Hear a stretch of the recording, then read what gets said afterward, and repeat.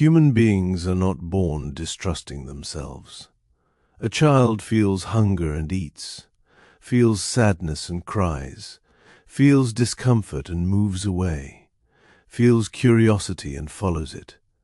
The inner voice begins simple, direct, alive. Yet somewhere along the way many people stop listening. They start asking others what they should feel, what they should want, what they should choose.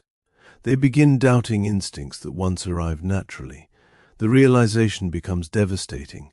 I stop trusting my own signals. This changes everything, because self-doubt rarely begins as weakness. It begins as adaptation. Someone repeatedly questions your experience, corrects your feelings, dismisses your instincts, punishes mistakes, rewards obedience. Over time, the nervous system learns a painful lesson. My inner voice cannot be trusted fully. Other people probably know better. Years later, the adult still carries this belief unconsciously. They overthink decisions endlessly, seek reassurance constantly, ignore discomfort repeatedly, stay too long, leave too late. The tragedy is that the self often knew much earlier something felt wrong, something felt unsafe, something felt misaligned. Yet another voice arrived immediately afterwards saying, "You are overreacting. You are imagining things. Wait longer. Think harder." The wound was not losing intuition. The wound was losing faith in intuition. Healing begins when awareness notices the hesitation and asks gently, "When did I stop believing myself?" Childhood often shapes this loss of self-trust, because many children grow up learning that their internal experience is less important than external approval. A child says they are hurt, and someone says they are too sensitive. A child says something feels wrong, and someone says they are dramatic. A child feels fear, and someone says there is nothing to fear. The nervous system adapts beautifully. Instead of trusting experience, it begins trusting authority. Instead of listening inward, it listens outward. The realization becomes heartbreaking. I learned to question myself before I learned to understand myself. Years later, the adult still carries the lesson. Feelings arise naturally. Doubt arrives immediately afterward. The child survived through compliance. The adult inherited uncertainty. People-pleasing frequently grows from this uncertainty because external validation begins replacing internal guidance. The person learns that harmony feels safer than honesty. Agreement feels safer than authenticity. Approval feels safer than self-expression. Over time, they become excellent at reading everyone else, yet strangely disconnected from themselves. The realization becomes profound. I became fluent in other people while forgetting my own language. This creates painful confusion because the self still experiences intuition. It simply no longer trusts it. A relationship feels wrong. A boundary feels necessary. A decision feels misaligned. Yet the person immediately searches outside themselves for permission. The nervous system believes safety lives in agreement rather than self-trust. The tragedy is that every ignored instinct strengthens doubt further. Every abandoned feeling teaches the self another lesson. Your voice matters less than theirs. Overthinking strengthens this pattern because thinking begins replacing knowing. The person feels an immediate reaction to something. Then analysis arrives and buries it. They replay conversations repeatedly, examine every possibility, search for certainty. Search for proof, search for permission. The realization becomes devastating. I stopped using thought to support intuition and started using thought to override it. This creates exhausting internal conflict because the first signal still appears.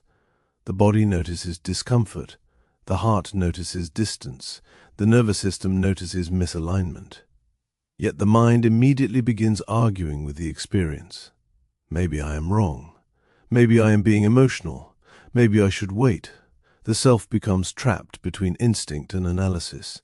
The tragedy is that intuition speaks quickly while doubt speaks endlessly. Eventually, the louder voice wins. The person stops trusting the signal because they become overwhelmed by the argument surrounding it. Relationships often reveal this wound most clearly because intuition frequently notices problems before conscious awareness fully understands them. Something feels off. A promise feels empty. A pattern feels concerning. A boundary feels necessary. The person notices the signal immediately and then spends months explaining it away. The realization becomes heartbreaking. I knew long before I admitted it. This is why regret can feel so painful. The issue is not simply that something ended badly. The issue is that the self remembers the moment it first noticed.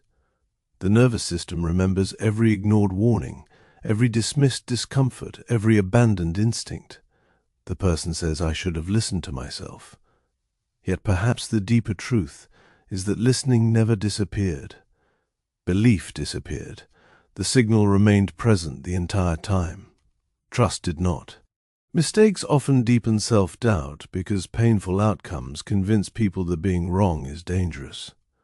The person chooses poorly once, trusts the wrong individual, misses an opportunity, makes a costly decision. The nervous system learns another painful lesson: do not trust yourself. Look outside for certainty instead. The realization becomes profound. I stopped treating mistakes as information and started treating them as evidence against myself. This changes everything because no human being can maintain self-trust while demanding perfection. Every mistake becomes proof of inadequacy. Every wrong turn becomes proof that intuition cannot be trusted. The self slowly hands authority away to experts, opinions, reassurance, and external validation. The tragedy is that wisdom grows through mistakes. Self-trust shrinks when mistakes become identity. Regret surrounds this pattern because the person eventually notices how many decisions were made against their own knowing, staying longer than they wanted, ignoring boundaries, silencing concerns, choosing comfort over truth. The realization becomes devastating. The hardest betrayals were not always from other people.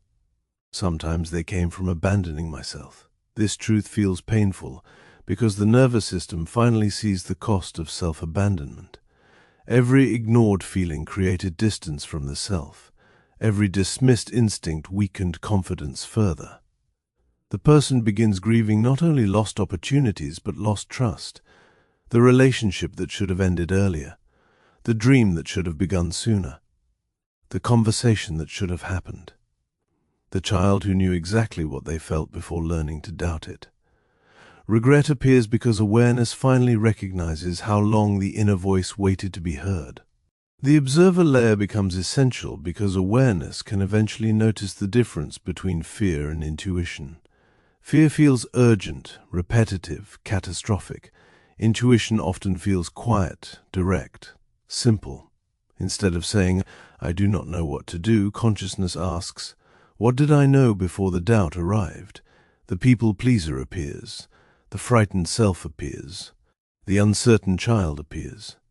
The observer recognizes something extraordinary. The inner voice never disappeared. It was buried beneath noise. This realization changes healing completely because self-trust stops feeling impossible. The goal is no longer finding a new voice. The goal becomes hearing the old one again.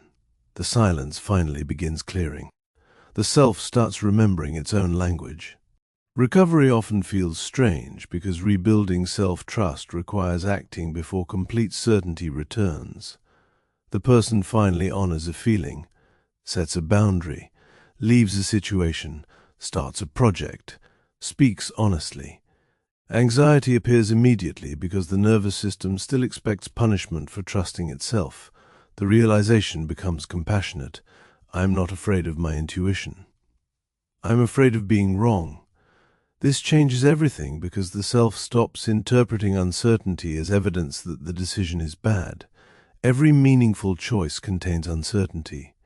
Self-trust was never about guaranteeing perfect outcomes. It was about believing that you can respond to outcomes when they arrive. The nervous system slowly gathers new evidence. A boundary survives. A decision works out. A mistake happens and life continues. The old equation weakens slightly. The person realizes something extraordinary. I do not need certainty in order to trust myself. The walls soften because intuition stops carrying the impossible burden of perfection. The body begins listening differently, not because it knows everything, because it finally believes its experience matters again.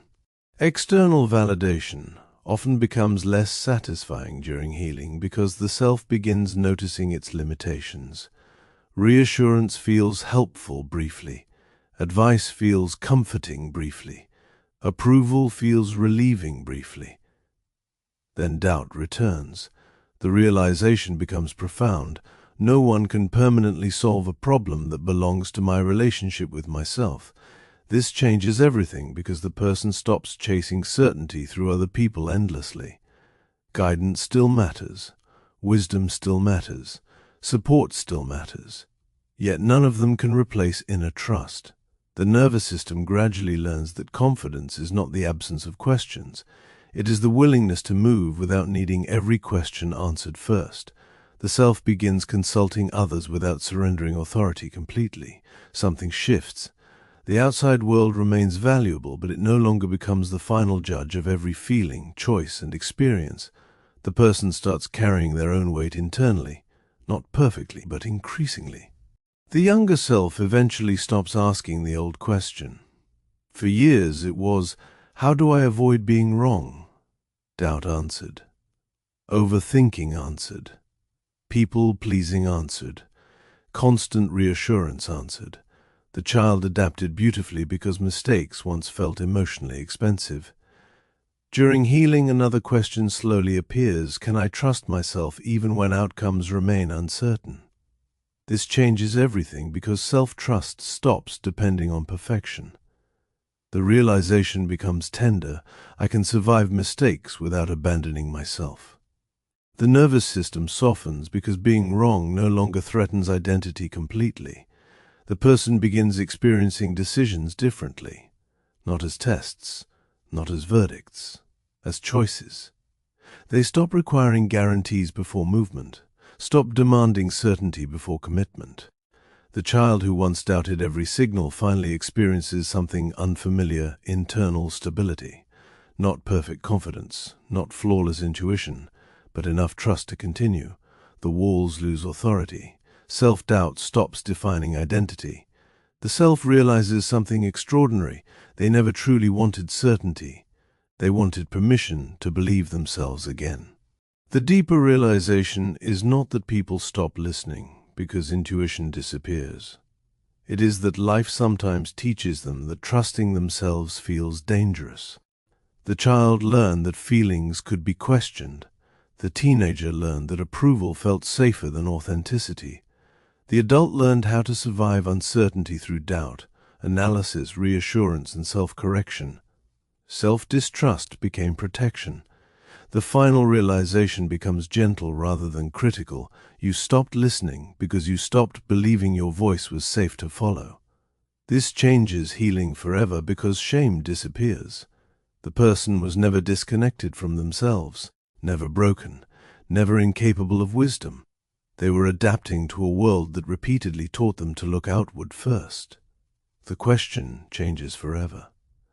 Instead of asking, why don't I trust myself? Consciousness begins asking, when did I start believing everyone else's voice more than my own? Within that question, the doubt loses secrecy. The self turns toward the younger version and finally says, you do not need permission to hear yourself anymore. The body softens. The waiting voice grows clearer. Something long ignored receives attention, and somewhere quietly beneath awareness a truth remains. You stop listening, not as identity, not as failure, as protection, because now the voice that once felt unsafe to trust can finally be heard again.